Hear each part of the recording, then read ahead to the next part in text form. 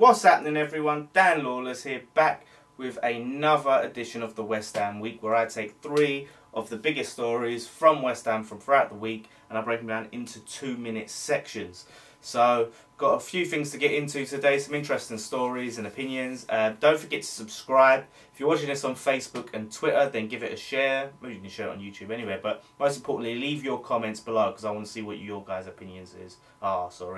But let's start the timer now.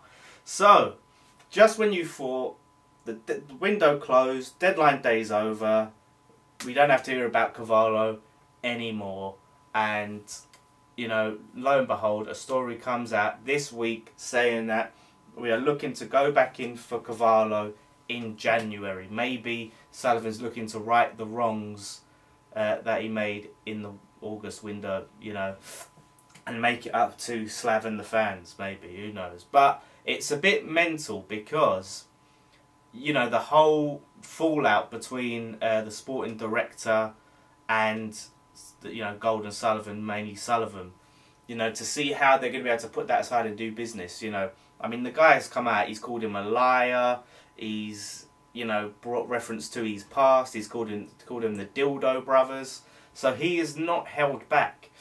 And it's going to be interesting now. I mean, the guy was obviously, you know, not happy at how West Ham kept what the chairman said, which he believed to be lies when he said about the price and move the goalpost.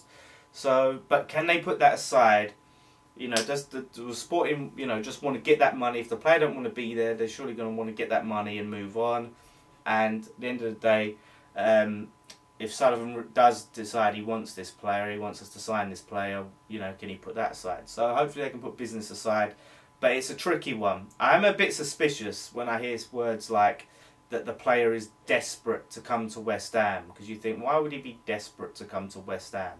You know, I mean, to us, we're a special club and things like that. But, you know, he has no connection to the club. So, I mean, I'm sure he's a good player. We'll have to see. We'll have to see. But let's see if in January comes, he can sign, we can finally get Carvalho, but I'm not holding my breath anyway. That's all I'll say about it. But moving on to something a bit positive.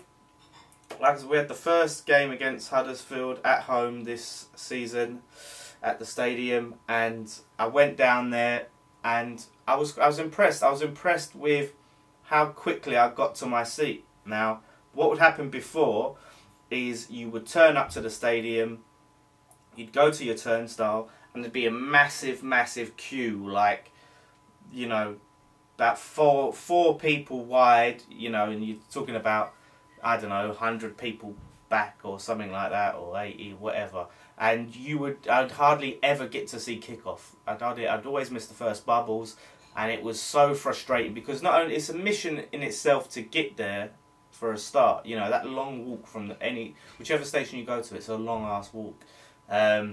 So that was a welcome improvement. You get to this little checkpoint now because they separate the bag search from where the turnstiles are. You get to this little checkpoint.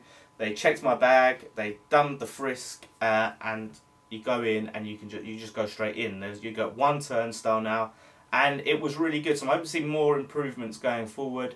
What I wasn't happy about, and this is something they can't seem to decide on, is the whole male stewards, security, whatever, searching women.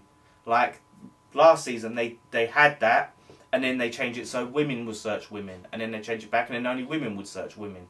And now we're back to men searching women, which I think is wrong. I really don't agree with. You know, some bloke takes his missus there, and you've got some bloke, you know, patting her down and all this and that. And the thing is, you don't know what these people are. You say, oh, they do checks, but you can't check for things like that if they're inside, they're a pervert or whatever. At the end of the day, and it would make women feel uncomfortable. Have two female, or at least 2 to 3 female stewards to each thing. Finally, to the game itself, Sakho, the Afro Sakho, came on as a sub to a chorus of boos. It was mostly boos. Some people said they heard cheers, but it was mostly boos, what I heard at the time. Now, I cheered.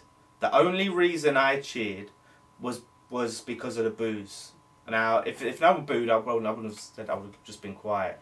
But I do not agree with booing your own players at all. I really don't agree with it. No matter what you think, they're coming on to try and, you know, like as a striker, he's coming on to try and score for West Ham. You want to get behind your players. You want to motivate them. You want him to score. You don't want him to boo him. You don't want him to do shit when he comes onto the pitch, do you? So why boo him? And that's the thing. There's been all this stuff in the story. I can understand why people aren't happy. It's all these stories about the trying to orchestrate his move and stuff like that. But you know, if that stuff is true, you've got to understand he didn't want to leave West Ham because he thinks he's too good for the club, like many players have done before, because he thinks he's better than where we are. He wanted to leave. Look at where he was going to. Rennes. Like a little club like Rennes he was looking to move to because he wants to play football. The manager don't rate him. Obviously don't like him. So he wanted to go and leave and play football. It's nothing like the Payet situation. He weren't holding the club to ransom. Payet cost us a lot of money by weakening our position. But either way, I don't blame Payet for wanting to leave either. So at the end of the day, whatever you think, the players, as soon as Obiang scored that goal, the players all went and celebrated with Sakho, which tells you that they're behind Sakho. You know, whatever you guys think. I know he's going through some problems. You know, it's just one of them things. If the players are cool with him, then I'm cool with him. So at the end of the day, he's still here. He's still at West Ham. He's still pulling on the shirt. And as long as he does, let's get behind him and let's hope he bangs in a lot of goals for us. That's all I'm going to say. So thank you guys for watching. Hope you guys enjoyed this. Like I said, I want to hear your opinions in the comments. I know the Sakho stuff, a lot of people will disagree with. There won't be a popular opinion, but I'd like to hear your opinions regardless whether you agree with me or not. Don't forget to subscribe. We've got all our other shows, fan cams, all of that stuff. If you're going down to West Brom, do go and see Ryan and Nikki and get a fan cam. So, like I said, thank you guys for watching. Check us out on all the social medias, blah, blah, blah. One thing left to say, come on you Irons.